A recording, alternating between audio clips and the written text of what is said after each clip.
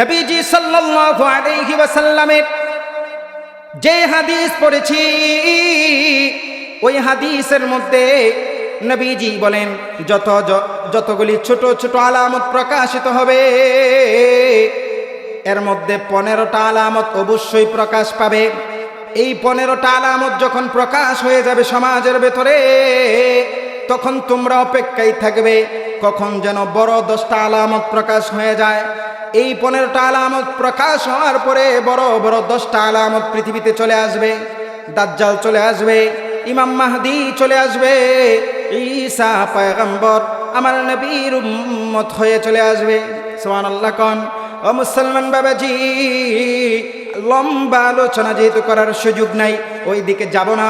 চলুন আমরা নবীজি যেই 15টা আলামতের কথা বলেছেন, যেই 15টা আলামত প্রকাশ হইলে এই পৃথিবীতে আল্লাহর গজব শুরু হয়ে যাবে, বেশি বেশি ভূমিকম্প হবে, বেশি বেশি ভূমিধস হবে, আসমান থেকে একটার পর একটা গজব তখন আসতে থাকবে।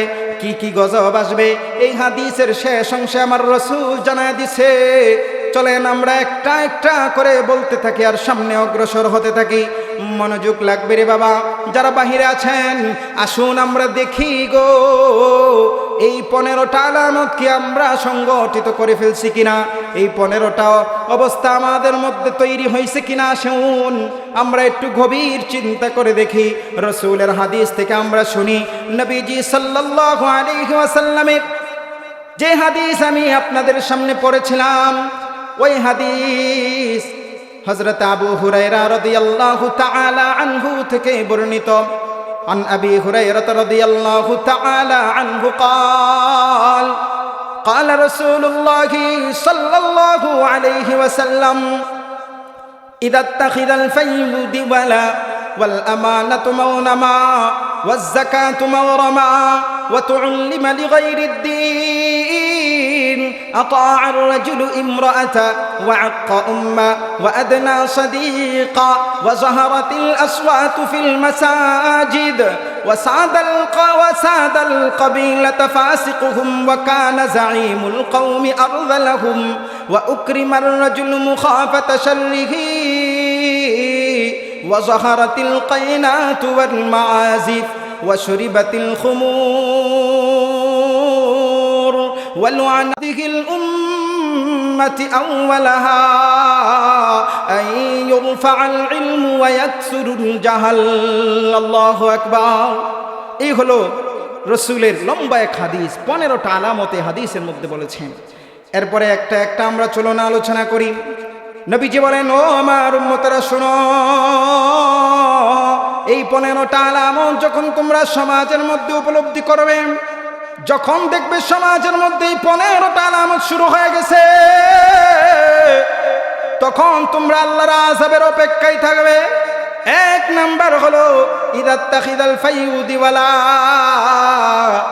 এক নাম্বার হলো মানুষেরা সমাজের মধ্যে তারা যুদ্ধলব্ধ সম্পদকে নিজের সম্পদ মনে করবে। যুদ্ধলব্ধ সম্পদকে মানুষেরা নিজের সম্পদ মনে করবে, অর্থাৎ মাদ্রাসা মসজিদের জন্যে বাপ দাদারা জায়গা জমি ওয়াকফ করে দেয়া যাবে, কিন্তু ছেলে পেলে নাতি নাতকর এরা এসে বলবে না না না, এই জায়গাটা বড় প্লাস পয়েন্টের জায়গা, এটা মসজিদ মাদ্রাসার জন্য দেওয়া যাবে না, বরং অন্যত্র থেকে জায়গা দিব, তারপরে ওখান থেকে মাদ্রাসা মসজিদের জন্য দেওয়া যাবে না। এমন আছে না নাই? মাদ্রাসা মসজিদের জন্য বাবা ওয়াকফ করে গেছে, কিন্তু সন্তান আইসা কয় না আমার বাবা ওয়াকফ করে যায় নাই, নিজেরাই বক্ষণ করতে থাকে। এমন অবস্থা যখন হবে সমাজে, এমন অবস্থা যখন তোমরা দেখবে, বুঝবা এটা এক নাম্বার আলামত। এই 15টা আলামতের মধ্যে এক নাম্বার আলামত, কিয়ামতের এক নাম্বার আলামত প্রকাশ হয়ে গেছে। তখন তোমরা আযাবের অপেক্ষা করবে, আল্লাহর পক্ষ থেকে আযাবের অপেক্ষা, তখন ভূমিকম্পের অপেক্ষা করবে। ঘন ঘন তোমাদের মধ্যে ভূমিকম্প ভূমিধস হয়ে যাবে। ও মুসলমান বাবাজি, এবার আমার রাসূল মদিনার কামলিওয়ালা নবীজি রাসূল বলেন 2 নম্বর আলামত হলো ইদাত্তাখিদাল ফাইয়ুতি ওয়াল আমানাতু মাগনামা। নবীজি বলেন 2 নম্বর আলামত হলো মানুষেরা আমানতের খেয়ানত করবে। আমাদের সমাজে নাই তো, আসেনি? আমানত সবাই রাখে নাকি? আমানতদার নাই, আমানতদার বর্তমানে নাই। আমানতের খেয়ানত করবে। রাসূল বলেন যখন দেখবা সমাজের মানুষেরা আমানতের খেয়ানত করবে, আমানত ঠিক রাখবে না, আপনি যে কোনো কিছুই আমানত রাখবেন, যদি কোনো অর্থ সম্পদ আমানত রাখবেন, ওই অর্থ সম্পদগুলার আমানতের খেয়ানত করবে, নিজে খরচ করে ফেলবে, নিজে এইগুলা শেষ করে ফেলবে। আপনাকে আরো, যদি আপনি আপনার আমানত ফেরত চান, আপনাকে এমন অবস্থায় ফেলবে যে আপনি আরো মহা বিপদে পড়ে যাবেন আমানত রাখার কারণে। এমন হয়েছে কি হয় নাই? আল্লাহ রাসূল বলেন শুধু তাই নয়, যদি মানুষের কাছে একটা কথার আমানতও রাখা হয়, ওই কথার আমানতটাও রাখবে না। আপনি বলবেন ভাই আমি তোমার কাছে একটা কথা বললাম, আমানত হিসাবে তোমার কাছে রাখলাম, কারো কাছে বলবা না। বলুন তো দেখি ওই লোকটা আরো 10 জনের কাছে বলে কি বলে না? এমন আছে না নাই? এমন আছে, সবাই না, ইল্লা মাশাআল্লাহ অনেকেই ভালো আছে, কিন্তু এর পরেও কিছু মানুষ আছে আমানতের খেয়ানত করি, আমানত রক্ষা করে না। রাসূল বলে যখন দেখবা আমানতের খেয়ানত হচ্ছে, আমানতদারিতা যখন খুঁজে পাওয়া যাবে না, আল্লাহর রাসূল বলেন ওয়াল আমানাতু মাগনামা। শুধু আমানত এখানেই ক্ষান্ত নয়, রাষ্ট্রের সমাজের দুষ্ট লোকেরা, সমাজের মূর্খ লোকেরা ক্ষমতার মসনদে বৈশা যাবে, আমানতের খেয়ানত করবে। সমাজের খারাপ শ্রেণীর লোকেরা ক্ষমতার মসনদে বসবে, তারা নেতা হয়ে যাবে। তারা সমাজের সবচাইতে নিকৃষ্ট যারা, তারা নেতা হওয়ার পরে তারা আমানতের খেয়ানত করবে, তারা চেয়ারম্যান হবে। দুষ্ট লোকেরা চেয়ারম্যান হবে, মেম্বার হবে, এমপি হবে, মন্ত্রী হবে। এরা জনগণের আমানতের খেয়ানত করবে। সরকার তাদের কাছে 100 বস্তা চাউল দিবে গরিবদেরকে দেবার জন্যে, তারা 50 বস্তা নিজের জন্য রাইখা আর 50 বস্তা দিয়া কাবার দিয়া দিবে। আছে না নাই? সরকার জনগণের জন্য অনেক কিছু দিবে, কিন্তু তারা আমানতের খেয়ানত করবে। সরকার যেটা দিবে সেটা দিয়া নিজের সম্পদের পাহাড় জমাবে, আমানতের খেয়ানত করবে জনগণের সঙ্গে। জনগণকে বলবে তোমাদের কাছে আমি ওয়াদা করলাম যদি ক্ষমতায় আসতে পারি সমাজের এই কাজ করব, ওই কাজ করব, কিন্তু ক্ষমতায় আইসা কিন্তু ওই আমানতের কথা ভুইলা যায়, তখন তার আর আমানতদারিতা থাকে না। রাসূল বলেন যখন দেখবা এই আমানতের খেয়ানতের অবস্থা সমাজে অহরহ শুরু হয়ে গেছে, তখন তোমরা বেশি বেশি ভূমিকম্পের জন্য অপেক্ষা করবা, তখন তোমরা আযাবের জন্য অপেক্ষা করবা, তখন তোমরা বুঝবা এই পৃথিবী আর বেশি দিন টিকবে না। মুসলমান বাবাজি, আল্লাহর রাসূল সাল্লাল্লাহু আলাইহি ওয়াসাল্লাম এবার 3 নাম্বার বলেন ওয়াজ যাকাতু মাগরামা। মানুষেরা যাকাতকে জরিমানা মনে করবে। আছে না নাই? যাকাত দিতে চাইবে না। যাকাত চাইলে বলে এত কষ্ট করে অর্থ সম্পদ আমি উপার্জন করেছি, মাথার ঘাম পায়ে ফেলে উপার্জন করেছি, এই সম্পদ আমি কেন আল্লাহকে দিব, আল্লাহর জন্য কেন ট্যাক্স দিব? নাউজুবিল্লাহ কোন এমন কয় কি কয় না? ও মুসলমান, রাসূল বলে যখন যাকাত পরিপূর্ণভাবে দিবে না, যাকাত নিয়ে তাল বাহানা শুরু করে দেবে, তখন তোমরা বুঝবা এই পৃথিবী আর বেশি দিন টিকবে না, অচিরেই পৃথিবী ধ্বংস হয়ে যাবে, পৃথিবীতে গজব আসবে, তোমরা তখন আযাবের মধ্যে থাকবে, অশান্তির মধ্যে থাকবে, শান্তির মুখ তখন তোমরা আর দেখতে পারবে না। এখান থেকে বাঁচতে যদি চাই, আমরা যেই অপরাধগুলি শুনতেছি এই অপরাধগুলি থেকে আমাদেরকে বেঁচে থাকতে হবে, কি হবে না? ও মুসলমান, কথা বলবেন। এবার আমার রাসূল মদিনার কামলিওয়ালা নবী, রহমতের নবী, এবার 4 নাম্বার আলামত বয়ান করেন। এবার আমার রাসূল বলেন ওয়াতুল্লিমা লিগাইরিদ্দিন। আমার রাসূল বলেন সমাজে তখন দেখবা মানুষেরা ইলম অর্জন করবে দুনিয়ার জন্যে, জ্ঞান অর্জন করবে দুনিয়া কামাই করার জন্যে, জ্ঞান অর্জন করবে দুনিয়ার যশ খ্যাতির জন্যে, দুনিয়ার মানুষের বাহবা পাওয়ার জন্যে জ্ঞান অর্জন করবে। এরা মানব সেবার জন্য জ্ঞান অর্জন করবে না, আছে না নাই? দেখবেন আজকে পড়াশোনা করে জ্ঞান অর্জন করে বড় ডাক্তার হয়, এবার ডাক্তার যখন চেম্বারে বয়, চেম্বারে পয়সা জনগণের সেবা করতে তারা তখন রাজি থাকে না, 1000 টাকার ভিজিট বসায় দেয়, ঠিক না? কম টাকায় গরিবদের চিকিৎসার ব্যবস্থা হয় না। এরা জ্ঞান অর্জন করেছে অর্থ সম্পদ কামাইবার জন্যে, সমাজের মানুষদেরকে সেবা দেওয়ার জন্য নয়। এমন দাজ্জাল মার্কার ডাক্তার আছে না নাই? আছে। সবাই না ডাক্তার সবাই খারাপ এমন না, কিছু ডাক্তার আছে এরা গরিবদের চিকিৎসা করতে চায় না, কারণ তারা টাকা দরকার। এই জন্য আমার রাসূল বলেন যখন দেখবা মানুষ দুনিয়া কামাবার জন্য জ্ঞান অর্জন করবে, তখন বুঝবা ওই সময় কিয়ামত আর বেশি দূরে না। এটা হলো কিয়ামতের 4 নাম্বার আলামত। এবার আমার রাসূল বলেন ওয়াতুল্লিমা লিগাইরিদ্দিন আতাআর রাজুলু ইমরাআতাম। 5 নাম্বার হলো দেখবা সমাজের পুরুষেরা তাদের স্ত্রীর কথাই চলাফেরা করবে। আমরা সমাজে এমন নাই না? আছে। স্ত্রীর কথা মনে হয় কেউ চলে না, না চলে, অহরহ চলতেছে, স্ত্রী যা কয় তাই।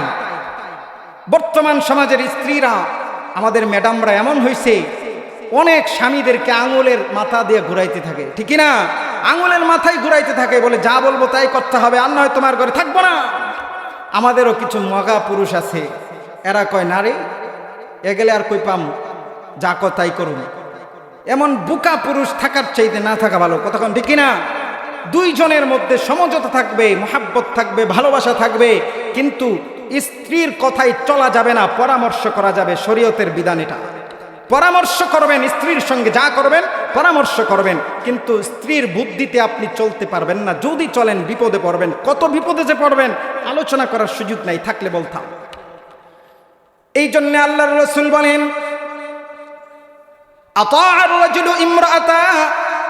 যখন দেখবা সমাজের পুরুষেরা স্ত্রীদের কথাই চলে, স্ত্রীরা তারা কি করে, স্বামীদেরকে নিয়ে বাজারের মধ্যে যায়, মার্কেটে যায়, শাড়ি কিনে, কাপড় কিনে, বিভিন্ন কিছু স্ত্রী সামনে দিয়া কিনে, আর স্বামী পিছনে কাজের বুয়ার মতো টাকা দেয়, ব্যাগ নিয়ে ঘুরে, এমন আছে না নাই? স্বামীর কিছুই করা লাগে না, কাজের বুয়ার মতো নিয়ে ঘুরতে থাকে।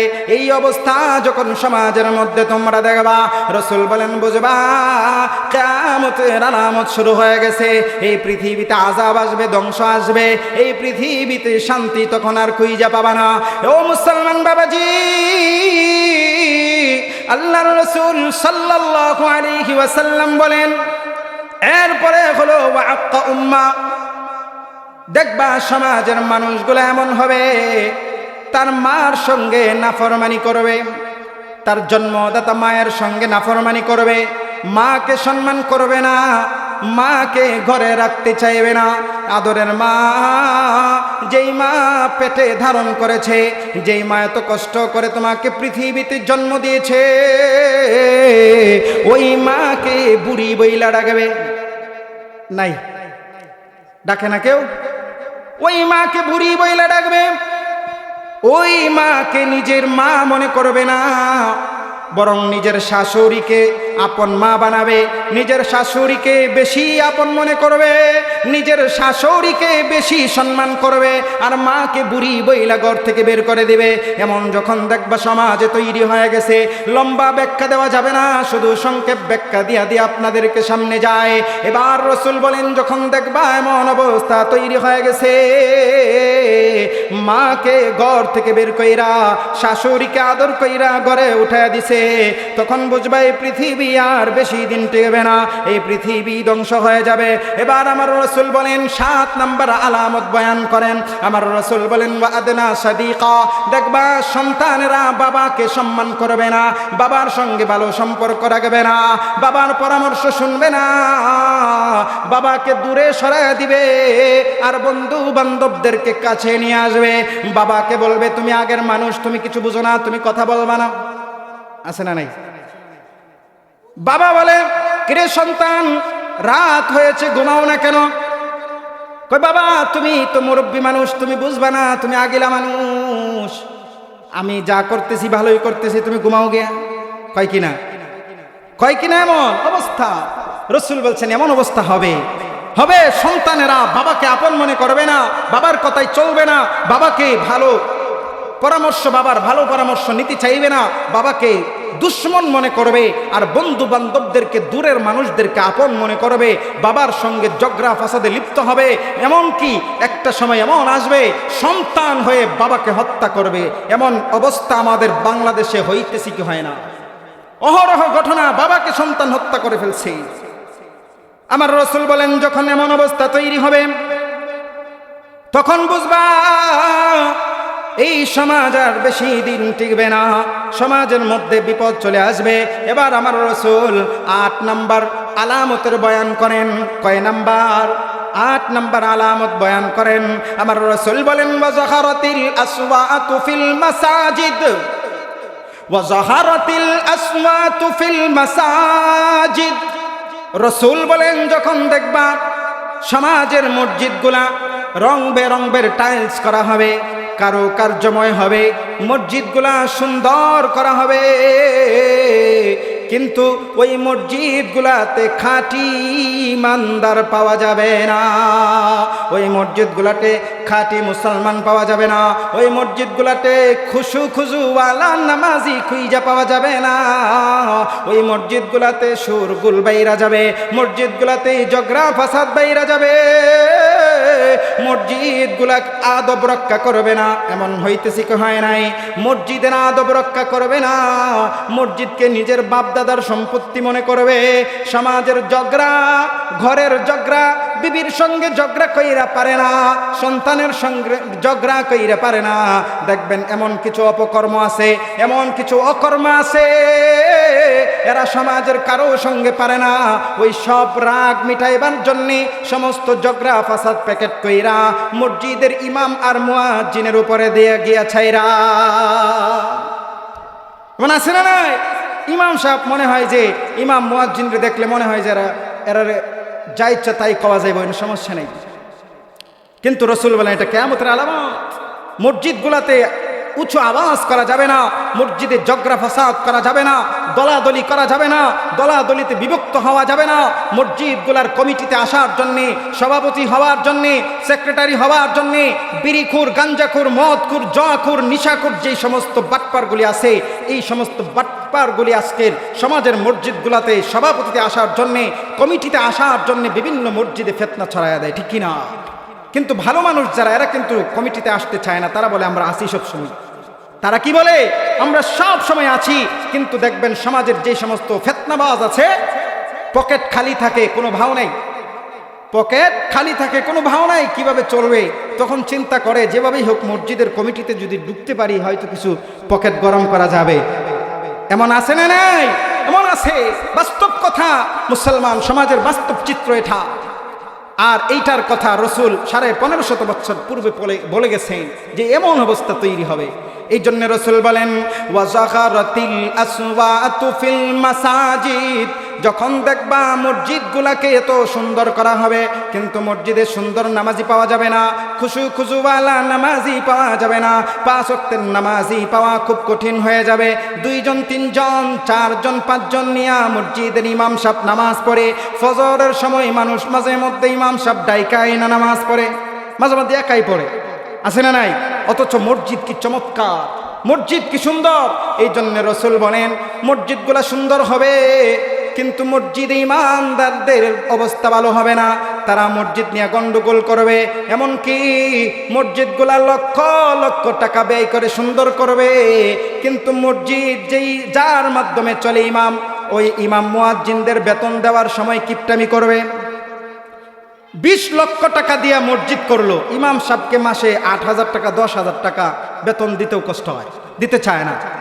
8,000 টাকার 10,000 টাকার বেতনের ইমাম সাহেবরা যে সভাপতি আর কমিটির বাড়ি চুরি করে না, এটাই তো বেশি, কথা কোন ঠিক না? কারণ এই 8-10,000 টাকা দিয়ে এখন কি চলে নাকি? চলে না।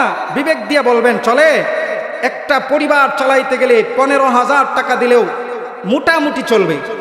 15,000 টাকা দিলেও একটা পরিবার মোটামুটি চলে বর্তমানে।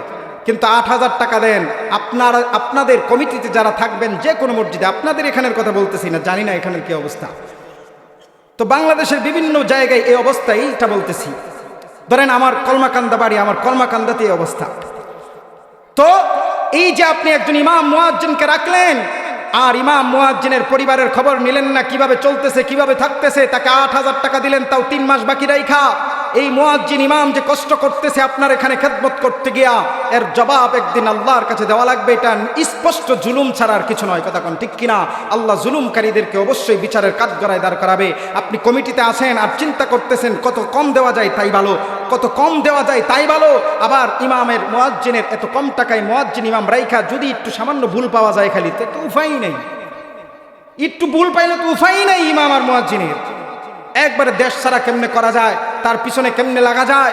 আরে মুসলমান, আসলে বাস্তব কথাগুলি বলতেছি, কেউ রাগ করতেছেন না তো? রাগ করলে কিছু করার নেই, আমার আর কি কইবেন, আমি তো আর আপনাদের এনে থাকি না, কি কন? যাই হোক মুসলমান, যেই কথা বলতেছিলাম রসুলের হাদিস থেকে বলতেছি। রসুল বলছেন একটা সময় দেখবা এমন অবস্থা তৈরি হবে, ওয়াজাহারাতিল আসওয়াতু ফিল মাসাজিদ, মানুষগুলা মসজিদকে সুন্দর করবে কিন্তু নামাজ সুন্দর করবে না, মসজিদে গন্ডগোল করবে কিন্তু মসজিদে শৃঙ্খল তৈরি করবে না।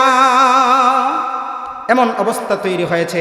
এবার আমার রাসূল সরকার দু আলম জনাবে মুহাম্মদুর রাসূলুল্লাহ সাল্লাল্লাহু আলাইহি ওয়াসাল্লাম 10 নম্বর আলামত বয়ান করতেছেন। আমার রাসূল বলেন, ওয়া উকরিমার রাজুলু মুখাফাতা শাররিহি, আমার রাসূল বলেন মানুষকে সম্মান করা হবে তার অনিষ্টতা থেকে রক্ষা পাবার জন্য। দেখবা সমাজে এমন অবস্থা তৈরি হবে, কিছু মানুষকে সম্মান করবে তার অনিষ্টতা থেকে রক্ষা পাবার জন্যে, তার জুলুম থেকে রক্ষা পাবার জন্যে, মন থেকে ভালোবাসবে না। কিছু নেতা এমন পাওয়া যাবে, এদেরকে সামনে মানুষগুলা তার ভয়ে তাকে সম্মান করবে, কিন্তু পিছনে গিয়ে গালি দিবে, পিছনে গিয়ে বকা দিবে, দেয় কি দেয় না? সামনে কয় আপনি তো ভালোই, কিন্তু পিছনে গিয়ে কয় এই বদমাশকে দেখলে আমার মাথা গরম হয়, কয় কি কয় না? তার অনিষ্টতা থেকে রক্ষা পাওয়ার জন্যে, তার এই যে ক্ষমতার এই যে শক্তি থেকে, কারণ জুলুম করবে, মারবে, এলাকা থেকে উদাও করে দিবে তার দোষের কথা বললে। আমাদের সমাজে এমন নেতা পাওয়া যায় যেই নেতাদের অবস্থা এমন, তাদের দোষ বলা যায় না। কিন্তু রসুলের অবস্থা কি ছিল, সাহাবায়ে কেরামদের অবস্থা কি ছিল? সাহাবায়ে কেরাম যখন নেতৃত্ব দিয়েছে সমাজের, সাহাবায়ে কেরামরা, হযরত আবু বকর রাদিয়াল্লাহু তাআলা আনহু বলছে, ও আমার খ্যাতি গোষ্ঠীরা শোনো, আমি যে খেলাফতের মসনদে বসেছি, আমি যে রাষ্ট্রপ্রধানের দায়িত্ব নিয়েছি, আমি যদি কোনো ভুল করি সঙ্গে সঙ্গে আমার ভুল তোমরা ধরায়া দিবা। যতদিন আমি সঠিক পথে থাকবো, হকের পক্ষে থাকবো, ততদিন আমার পক্ষে থাকবা। আর যেদিন আমি হক থেকে বিচ্যুত হয়ে যাব, যেদিন আমি অন্যায় করে ফেলবো, সাথে সাথে আমার অন্যায়ের প্রতিবাদ জানাবা। এমনটাই তো হওয়ার কথা ছিল নেতা, কথা কোন ঠিক কিনা? আজকে আমাদের সমাজে এমন লোকদেরকে নেতা বানায়, পরে নেতাদের আর ভুল, তাদের সমস্যার কথা তাদের সামনে আর বলা যায় না, বললে এলাকায় আর থাকাই যাবে না। তাদের যে অপরাধগুলি, তারা যে এইভাবে লুটপাট করে খালি খাইতে থাকে, এইগুলা তাদেরকে বলা যায় না, বললে সমাজে আর থাকা যায় না। এই জন্য আমরা সামনে সময় আসতেছে, আমরা যখন নেতা নির্বাচন করব তখন অবশ্যই ওই রকম মানের নেতাই নির্বাচন করতে হবে, কথা কোন ঠিক কিনা? যেই নেতার মুখের মধ্যে দাড়ি থাকবে, যেই নেতার মধ্যে 5 ওয়াক্ত নামাজ থাকবে, যেই নেতার মধ্যে রসুলের আদর্শ থাকবে, যেই নেতার মধ্যে ইসলাম পাওয়া যাবে, তাকেই সমাজের নেতৃত্ব দেওয়ার জন্য আমাদেরকে সামনে তাদেরকে নির্ধারণ করতে হবে, কথা কোন ঠিক কিনা? অন্যথায় যেই সমস্ত ফাসিক ফুজ্জাররা এই বাংলাদেশের বিগত সময়গুলোতে আমাদের সমাজের ভিতরে নেতৃত্ব দিয়েছে, এই ফাসিক ফুজ্জারগুলি ইসলামের 12টা বাজিয়ে তারা পালিয়ে চলে গেছে। এই সমস্ত ফাসিক ফুজ্জার যারা এখনো আছে, এদেরকে আমরা সামনে আর আমাদের নেতা হিসাবে সিলেক্ট করতে চাই না, কথা কোন ঠিক কিনা? চান আপনারা? চাই না। আমরা নেতা হিসাবে তাদেরকে সিলেক্ট করব যারা ইসলামের পক্ষে থাকবে, যারা কোরআনের পক্ষে থাকবে, যারা মুসলমানের পক্ষে থাকবে, যারা মাদ্রাসার পক্ষে থাকবে, যারা মসজিদের পক্ষে থাকবে, তাদেরকেই একমাত্র আমরা সামনে নেতা হিসাবে নির্বাচন করব। যাই হোক মুসলমান, আলোচনা লম্বা ছিল, হুজুর চলে আসছে, সময় শেষ হয়ে গেছে। এবার আমি যে 15টা আলামতের কথা বলছিলাম, না বললেও আবার মনে মনে কইবেন হুজুর এটা কামটা কি করলো। এই কয়েক মিনিটে, 2-3 মিনিটে আমি আপনাদেরকে সেই 15টা আলামতের আলোচনা করে শেষ করে দিচ্ছি। এবার আমার রাসূল বলেন, ওয়া উকরিমার রাজুলু মুখাফাতা শাররিহি, 10 নম্বর আলামত, মানুষ মানুষকে সম্মান করবে তার অনিষ্টতা থেকে রক্ষা পাবার জন্য। এবার আমার রাসূল বলেন, ওয়া যাহারাতিল কাইনাতু ওয়াল মাআজিফ, 11 নম্বর আলামতের বয়ান করেন। রাসূল বলেন, যখন দেখবা সমাজের মধ্যে গায়ক গায়িকা বেড়ে যাবে, নায়ক নায়িকা বেড়ে যাবে, বাদ্যযন্ত্র বেড়ে যাবে, গান বাজনা বেড়ে যাবে, বাড়ছে কি বাড়ছে না? গান বাজনা বেড়ে গেছে, রাত 2টা-3টা পর্যন্ত গান বাজায়। ওই যে আমাদের সমাজের প্রত্যেকটা শাস্টলের মধ্যে, প্রত্যেকটা দোকানের মধ্যে দেখবেন ওই যে সকালবেলা ফজর থেকে টিভি ছাড়ে, রাত 12টা-1টা পর্যন্ত চলতে থাকে। এটা যে একটা গুনাহ, অন্যায়, অপরাধ, এটা কি তারা মনে করে? অন্যায় অপরাধ মনে করে না। এমন কি বর্তমানে দেখা যায় আমাদের যুবক ভাইরা বেশি বুঝবে। যুবক ভাই, আজকে ফেসবুক গুলাতে ঢুকা যায় না বউ ব্যবসার জন্য। নায়ক নায়িকা বাড়ছে কি বাড়ে নাই? এমন এরা ব্লগার, কাপড় ব্লগার করে বলে, ওরা বলে কাপড় ব্লগ করে। এরা বিয়া কইরাই বউ নিয়া ফেসবুকে, বিয়া কইরা বউ নিয়া ফেসবুকে, ইউটিউবে। আমাদের আজকে ফেসবুক ইউটিউব ভালোর জন্য চালাইতে গিয়েও আজকে আমাদের চোখগুলো বন্ধ হয়ে যায়, পারি না। এদের জন্য, এই সমস্ত বদমাশগুলির জন্যে, এরা বিয়া কইরাই বউ নিয়া টাকা কামাবার জন্যে কোথায় চলে যায়? ফেসবুকে। এই যে এইগুলা বাড়ছে, টিকটকার বাড়ছে, এইগুলা রাসূল বলে গেছেন যে এইগুলা বাড়বে। এইগুলা কি হবে? ওয়া যাখারাতিল কাইনাতু ওয়াল মাআজিফ, সমাজের মধ্যে এই সমস্ত বিষয়গুলা বেড়ে যাবে, সমাজের মধ্যে বেড়ে গেছে। এবার আমার রাসূল বলেন, ওয়া শুরিবাতিল খুমুর, 12 নম্বর আলামত, ওয়া শুরিবাতিল খুমুর, সমাজের মধ্যে মানুষেরা মদ পান করবে, মদ্যপানকারী বেড়ে যাবে, নেশাগ্রস্ততা বেড়ে যাবে। মানুষ বর্তমানে অহরহ নেশাগ্রস্ত, বাড়ছে কি বাড়ে নাই? মানুষ নেশা করতেছে, নেশাগ্রস্ততা বেড়ে গেছে। এবার আমার রাসূল বলেন, ওয়ালু আনা আখিরু হাদিহিল উম্মতি আউওয়ালাহা, আমার রাসূল বলেন তখন দেখবা সমাজের মধ্যে যে পরবর্তী লোকেরা পূর্ববর্তী লোকদেরকে তারা বলবে তারা কি জানতো, তাদেরকে গালিগালাজ করবে। যেমন বর্তমানে আহলে হাদিস যারা নামদারি আহলে হাদিস দাবি করে, এরা ইমাম আবু হানিফাকে গালি দেয়, কয় তারা কি জানতো। এইভাবে পূর্ববর্তীদেরকে পরবর্তীরা আয়েশা গালিগালাজ করে, আগের হুজুররা কি জানতো, এমন কয় কি কয় না। এইভাবে রাসূল বলেন, ওয়ালু আনা আখিরু হাদিহিল উম্মতি আউওয়ালাহা ওয়া ইয়াকসুরুজ জিনা, জিনা বেবিচার বেড়ে যাবে। জিনা বেবিচার বাড়ছে কি বাড়ছে না? ব্যাখ্যা দেওয়া যাবে না। ওয়া ইয়াকসুরুজ জিনা, জিনা বেবিচার বেড়ে যাবে। আইয়ুরফাআল ইলম, আল্লাহর রাসূল বলেন সমাজ থেকে ইলম উঠাইয়া নেওয়া হবে। কি উঠাইয়া নেওয়া হবে? ইলম থাকবে না। ইলম থাকবে না বলতে সমাজের মধ্যে যারা জ্ঞানী হবে, ওই জ্ঞানীদেরকে আল্লাহ উঠায় নিবে। পরবর্তীতে দেখা যাবে লেখাপড়া নাই, শুধু স্কুল কলেজে যাবে আর আসবে, লেখাপড়া নাই।